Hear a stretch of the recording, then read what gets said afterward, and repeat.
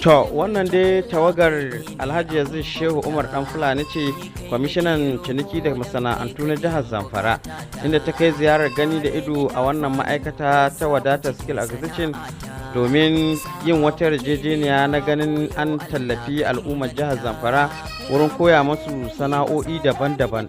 So ga dai yadda wadda tattaunawa ta kasance a wannan ma'aikata, kuma aka yi muhimman jawabai tare da shi shugaban wannan ma'aikata Alhaji Bashir Wadata wato ABS, da kuma tabbacin da ya ba waɗannan gidauniyoyi na Alhaji Yazid Shehu Umar Dan Fulani na ganin ya ba su tabbacin yin tafiya da su kafada da kafada don ganin an ciyar da al'ummar jihar Zamfara a gaba.